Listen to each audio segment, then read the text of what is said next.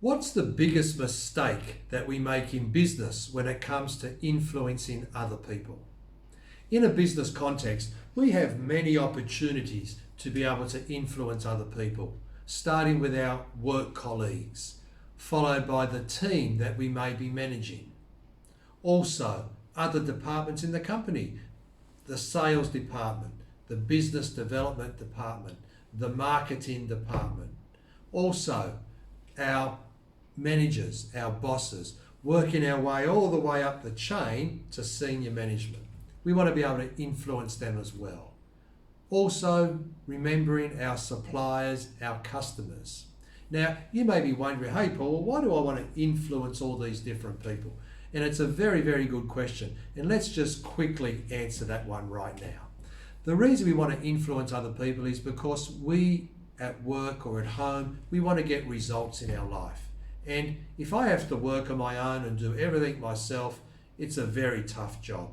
And if I'm managing a team at work, 20 or 30 people, I can't do everything myself.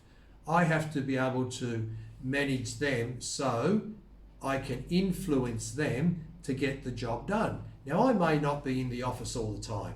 So when I scoot out of the office, I have to have enough respect with the people that I work with and influence that they will continue to work and do the job even when I'm not there. So that's a quick reason why we want to be able to influence other people to get the results in our life much quicker than if I had to do everything on my own.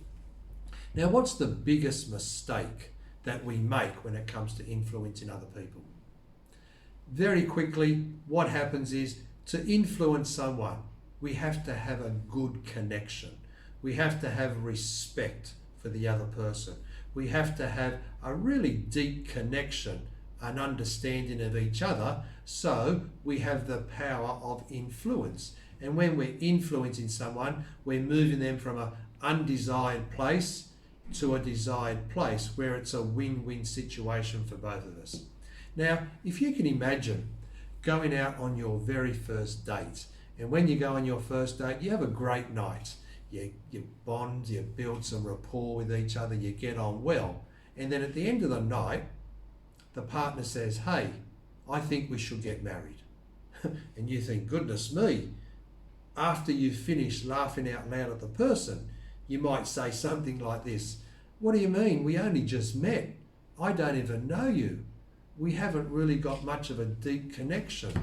How can I trust you? I don't know you yet. So it's not possible to be able to lead that person into a marriage before they've got a foundation of respect, of connection, of trust. And it's exactly the same in the workplace. I'm working with different people, different departments. I have to spend time building respect, value, getting to know the person so they can trust me and I can trust them. And it's on that foundation that I then can lead them and influence them to a win-win situation. So our job as a manager, as a employee, as a mum, as a dad, as a son or a daughter, to influence those around us. We want to invest our time, our energy into building a deep connection with those around us.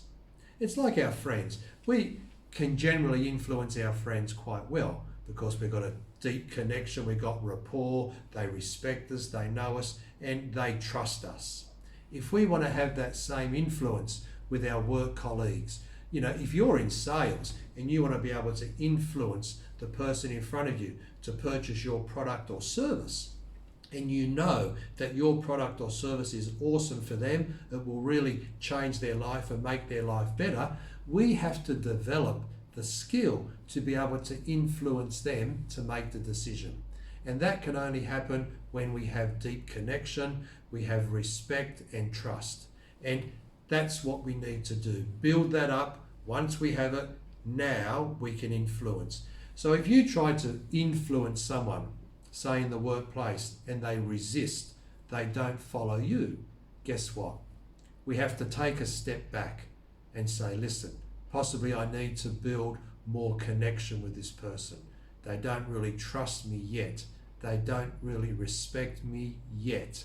So I've got to take a step back, continue then to build that deeper connection, and then I try again to influence them. And when they follow me with less restraint, with less resistance, I know then that I have a deeper connection and my power of influence will now work. If that's something you like to learn, if you like to be a master influencer, we have a training coming up in 2 months' time. In November, we've got our NLP Leadership Practitioner training. And in that training, we do a lot about making connection, talking about body language. What are the tools and the techniques that I can create a deep connection with my family, with my work colleagues, with my friends, so I can become a master influencer? If that's something that you're interested in, please look down there at that link down below. Click on the link, register, and join our training, because this will help you to really connect, not with just your fellow peers, but you can learn to connect with people above you, people in more senior positions, people in different industries, by learning certain tools and techniques to get that connection really quickly. Then you'll have the ability to influence them to a better place, a better position. So if that's something that you really think can benefit your life, which I truly believe it does, because let's face it, wherever we are, whatever we're doing, we're trying to influence somebody, somewhere, at some time. Yes or yes? That's right. So if you're interested, this is the workshop for you. So please click on that link down below, register, and let's work out together and make it happen. Okay, that's the Mega Living message today. Hope you enjoyed the message. If you did, please give me the thumbs up. Hit that like button down below. Also, if you could share the video to your family, friends and relatives, all you have to do is hit that share button. And if you'd like to subscribe, please hit that red subscribe button. Okay, have an awesome Friday, have an awesome weekend. Talk to you next time. High five, bye for now.